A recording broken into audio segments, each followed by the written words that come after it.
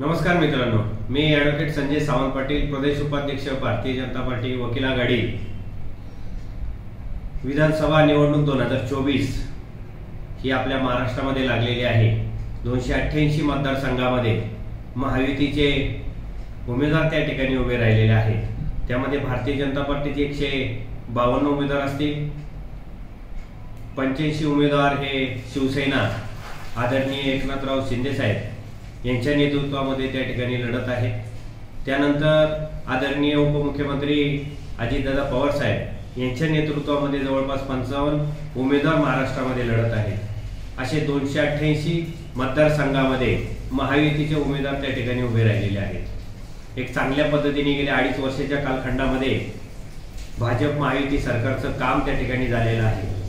आदरणीय नरेंद्रभाई मोदी साहेब यांच्या नेतृत्वामध्ये गेल्या 2 टर्म सक्सेसफुल केंद्र सरकारमध्ये त्या ठिकाणी काम चालू असताना तिसरी टर्म आदरणीय नरेंद्रभाई मोदी साहेब यांच्या नेतृत्वामध्ये तिसऱ्यांदा ते भारताचे पंतप्रधान झालेले आहेत। त्यांच्या नेतृत्वात गेल्या अनेक वर्षापासून केंद्र सरकार एक चांगल्या योजना राबवत आहे। त्याच पद्धतीने महाराष्ट्रामध्ये गेल्या 5 वर्षाच्या कालखंडामध्ये 2.5 वर्षाचा जर गॅप सोडला तर त्यापूर्वी 5 वर्ष आदरणीय देवेंद्रजी फडणवीस साहेब यांच्या नेतृत्वामध्ये त्या ठिकाणी 5 वर्ष महायुतीचं सरकार होतं। त्यानंतर 2.5 वर्षाच्या गॅप नंतर पुन्हा एकदा महायुतीचं सरकार आदरणीय मुख्यमंत्री एकनाथराव शिंदे साहेब, उपमुख्यमंत्री आदरणीय देवेंद्र फडणवीस साहेब आणि उपमुख्यमंत्री आदरणीय अजितदादा पवार साहेब या तिघांच्या नेतृत्वामध्ये महाराष्ट्रामध्ये अनेक योजनांचा त्या ठिकाणी शुभारंभ झाला। अनेक लाभार्थ्यांना त्या ठिकाणी वेगवेगळ्या योजनांचा फायदा झाला।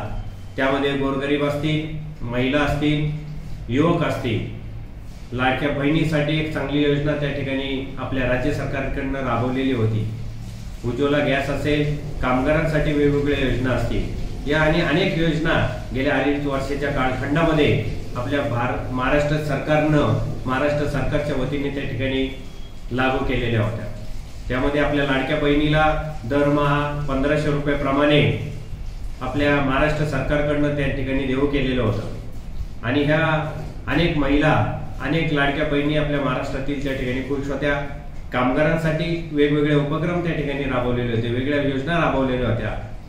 त्यानंतर गोरगरिबांसाठी असेल, शेतकऱ्यांसाठी असेल, या सर्वांसाठी एक चांगला निर्णय महायुती सरकारने त्या ठिकाणी आदरणीय नरेंद्र मोदी साहेब यांच्या नेतृत्वामध्ये त्या ठिकाणी घेतलेलं होतं। निश्चितच येणाऱ्या निवडणुकीमध्ये आपल्या भारतीय जनता पार्टीने प्रमुख संकल्प त्या ठिकाणी महाराष्ट्राच्या जनतेसमोर मांडलेला आहे। महायुती सरकारने त्या ठिकाणी प्रमुख संकल्प मांडलेला आहे। या प्रमुख संकल्पनामध्ये जवळपास 25 संकल्प भारतीय जनता पार्टीने संकल्पपत्रामध्ये मांडलेले आहेत। निश्चितच महायुतीच्या उमेदवाराला त्या ठिकाणी महाराष्ट्राच्या 288 मतदारसंघातल्या उमेदवारांना त्या ठिकाणी जर निवडून दिले, पुन्हा एकदा जर महाराष्ट्रामध्ये महायुतीचं जर सरकार आलं तर त्यानंतर अनेक योजनांचा परत एकदा सुरुवात महाराष्ट्र शासनाकडनं करण्यात येणार आहे, महायुतीकडनं करण्यात येणार आहे। म्हणजे निश्चितच आपण जर महायुती सरकारला पुन्हा एकदा निवडून दिलं तर महाराष्ट्रामध्ये जे काही गोष्टींच्या योजनांचा फायदा आपल्याला त्या ठिकाणी लाभार्थ्यांना भेटलाय तो निश्चितच पुढच्या येत्या काळामध्ये भेटेल। केंद्र सरकार आणि राज्य सरकार या डबल इंजिनच्या सरकारमध्ये एक चांगल्या पद्धतीने फायदा आपल्या गोरगरिबांसाठी, महिलांसाठी, युवकांसाठी आणि शेतकऱ्यांसाठी त्या ठिकाणी होईल असं मला त्या ठिकाणी निश्चित वाटतं। निश्चितच प्रमुख संकल्पामध्ये 25 संकल्प त्या ठिकाणी भारतीय जनता पार्टीने जनतेला त्या ठिकाणी मांडलेले आहेत। लाडक्या बहिणीला दरमहा 2100 रुपये, 2100 रुपये प्रतिमाह भेटणार आहे। म्हणजे वर्षाला त्यांना 25,200 रुपये त्या ठिकाणी आपल्या लाडक्या बहिणींना पुन्हा जर महायुतीचं सरकार आलं तर त्या ठिकाणी भेटणार आहेत। शेतकऱ्यांना त्या ठिकाणी कर्ज मिळणार आहे। शेतकरी सन्मान निधीत 12,000 ऐवजी 15,000 त्या ठिकाणी मिळण्याची तरतूद देण्यात येणार आहे। MSP वरती 20% अनुदान केंद्र सरकार राज्य सरकारच्या मदतीने त्या ठिकाणी करण्यात येणार आहे। प्रत्येक गरीबाचं स्वप्न त्या ठिकाणी पूर्ण होणार आहे। महायुती सरकारच्या वतीने अन्न सुरक्षा आणि हक्काचं घर देण्याचा प्रयत्न त्या ठिकाणी महायुती सरकारकडून करण्यात येणार आहे। वृद्ध पेन्शन धारकांचा सन्मान त्या ठिकाणी करण्यात येणार आहे।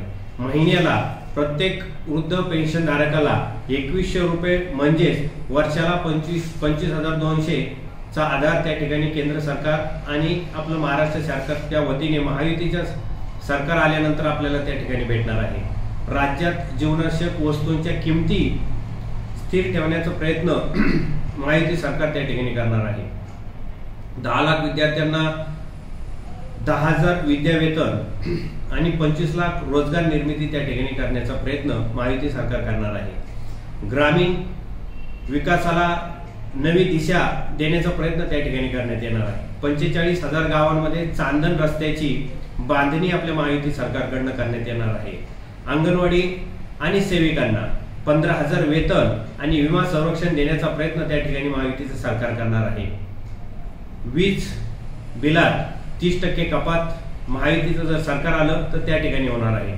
सौर आणि अक्षय ऊर्जेवरती जास्त भर आपलं महायुतीचं सरकार त्या ठिकाणी देणार आहे। 10वा संकल्प जर म्हटला तर सरकार स्थापनेनंतर पहिले 100 दिवसाच्या आतमध्ये व्हिजन महाराष्ट्र ऍक्ट 2028 सादर करण्यात येणार आहे। ज्या 100 दिवसाच्या कालावधीमध्ये जे काही व्हिजन महाराष्ट्रामध्ये संकल्प करणार आहे ते महायुतीच्या सरकारकडून आपल्याला नागरिकांसाठी त्या ठिकाणी अनेक योजनांचा लाभ त्या ठिकाणी होणार आहे। 11वा संकल्प जर म्हटला तर महाराष्ट्रातील $1 ट्रिलियन ची अर्थव्यवस्था बनवण्याचं लक्ष्य भाजप सरकारचं त्या ठिकाणी असणार आहे। मेक इन महाराष्ट्र बनवेल राज्याला बिनटेक आणि A1 ची राजधानी नागपूर, पुणे, नाशिक सारखी शहरे बनणार आहेत। एरोस्पेस हब त्या ठिकाणी करण्यात येणार आहे। त्यानंतर खतावरील SGST कर मिळणार।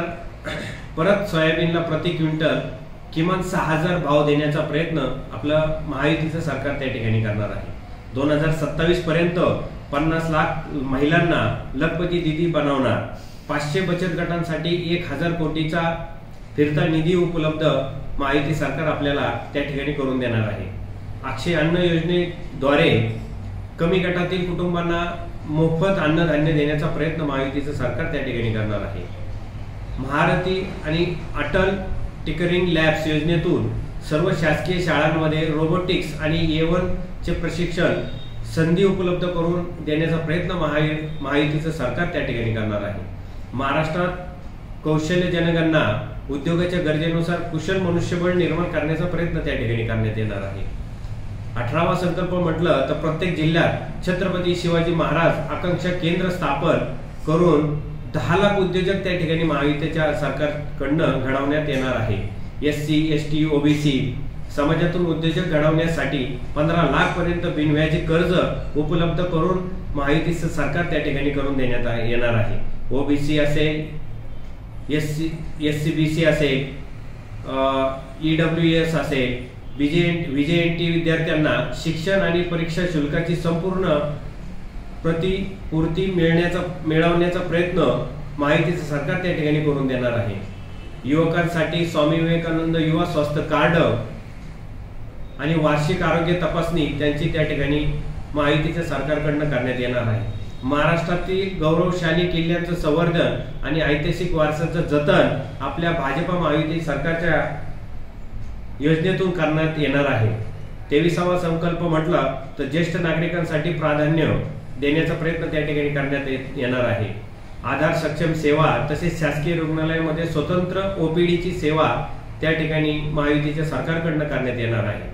सक्तीच्या धर्मांतराविरोधात कायदा करण्याचा प्रयत्न त्या ठिकाणी महायुतीचं सरकार करणार आहे। फसव्या धर्मांतराला आळा बसवण्याचा प्रयत्न त्या ठिकाणी करणार आहे। आधुनिक तंत्रज्ञानाच्या साहाय्याने मानव वन्यजीवी संघर्ष टाळण्याचा प्रयत्न करणार आहे। तसेच वन प्राण्यांपासून होणारी जीवितहानी रोखण्याचा प्रयत्न महायुतीचं सरकार त्या ठिकाणी करणार आहे। असा 25 प्रमुख संकल्प कार्यक्रम भारतीय जनता पार्टी महायुतीच्या सरकारमध्ये त्या ठिकाणी मांडण्याचा प्रयत्न केलेला आहे। निश्चितच या निवडणुकीमध्ये प्रत्येक उमेदवारांनी प्रत्येक मतदारापर्यंत हा 25 महासंकल्प पोहोचवण्याचा प्रयत्न आदरणीय देशाचे गृहमंत्री अमित शाह साहेब यांनी प्रेस कॉन्फरन्स घेऊन त्या ठिकाणी सांगण्याचा प्रयत्न केलेला होता। आदरणीय देवेंद्रजी फडणवीस साहेब त्या ठिकाणी होते आणि भारतीय जनता पार्टीचे केंद्र सरकार आणि राज्य सरकारच्या अनेक वरिष्ठ नेत्यांनी त्या ठिकाणी हा संकल्प पोहोचवण्याचा प्रयत्न गेल्या 10-15 दिवसामध्ये महाराष्ट्राच्या कानाकोपऱ्यामध्ये करण्याचा प्रयत्न केलेला आहे। मग हे सगळ्या गोष्टी आणि या सर्व नागरिकांसाठी आपल्याला परत एकदा महायुतीचं सरकार जर आलं तर निश्चितच त्या ठिकाणी करण्याचा प्रयत्न महायुतीचं सरकार करणार आहे। म्हणून प्रत्येक नागरिकांना माझी विनंती आहे, प्रत्येक मतदाराला माझी विनंती आहे की निश्चितच आपण त्या ठिकाणी महायुतीचं सरकार कसं निवडून येईल आणि कशा पद्धतीने महायुतीचा उमेदवार आपल्या मतदारसंघातला निवडून जाईल आणि विधानसभामध्ये कुठलंही बिल पारित होण्यासाठी त्या ठिकाणी आपल्या मतदारसंघातला आपला उमेदवार हात वरती करून तो बिल पास करून देण्यासाठी मदत करेल, त्या अनुषंगाने आपल्याला त्या ठिकाणी मतदान करायचंय। निश्चितच आपला उमेदवार आपल्या विधानसभाचा उमेदवार महायुतीचा असेल तर या सर्व संकल्प त्या ठिकाणी पूर्ण होण्याचा प्रयत्न त्या ठिकाणी होणार आहे। निश्चितच आपला जर उमेदवार विरोधातला असेल तर त्या ठिकाणी ह्या प्रत्येक गोष्टीला विरोध करणार आहे। म्हणून आपण महाविकास आघाडीच्या उमेदवाराला सपोर्ट न करता महायुतीचा उमेदवार त्या ठिकाणी निवडून देण्याचा प्रयत्न करावा आणि निश्चितच जास्तीत जास्त महायुतीचे उमेदवार महाराष्ट्राच्या विधानसभामध्ये जावं आणि बहुमताने हे सरकार महायुतीचं पुन्हा एकदा प्रस्थापित व्हावं। मला निश्चित आशा आहे आणि खात्री आहे की निश्चितच महायुतीचं सरकार त्या ठिकाणी परत एकदा प्रस्थापित होणार आहे।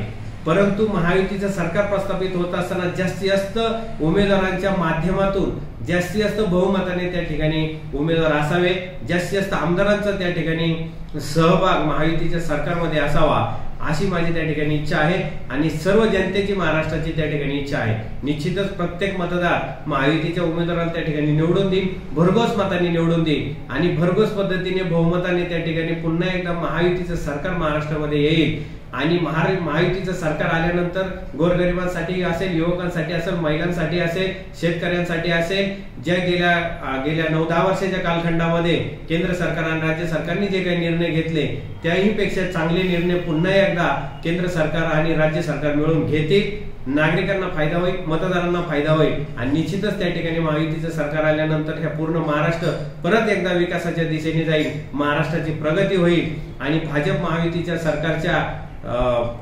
महायुतीच्या या गठबंधनामुळे परत एकदा गती निर्माण महाराष्ट्राला होईल अशी मी अपेक्षा बाळगतो। येणाऱ्या 20 तारखेला 20 नोव्हेंबर 2024 ला प्रत्येक व्यक्तीने, प्रत्येक मतदारांनी घरातून बाहेर पडून मतदान करण्याचा प्रयत्न करा। जास्तीत जास्त मतदान महाराष्ट्रामध्ये आपल्या 288 मतदारसंघामध्ये कशा पद्धतीने होईल त्यासाठी प्रयत्न करा आणि जास्तीत जास्त महायुतीचं त्या ठिकाणी निवडून देण्याचा प्रयत्न करा असे मी सर्वांना ह्या व्हिडिओच्या माध्यमातून विनंती करतो आणि पुन्हा एकदा महायुतीचं सरकार येईल अशी मी तुमच्या सर्वांच्या वतीने अपेक्षा व्यक्त करीतो आणि परत एकदा तुम्हाला 20 तारखेला येणाऱ्या निवडणुकीच्या दिवशी मतदानासाठी आवाहन करून विनंती करून आपण भरघोस मताने त्या ठिकाणी सर्वांनी महायुतीचं सरकार निवडून आणा अशी मी सर्वांना विनंती करतो आणि या ठिकाणी थांबतो। धन्यवाद। जय हिंद, जय महाराष्ट्र, जय श्रीराम।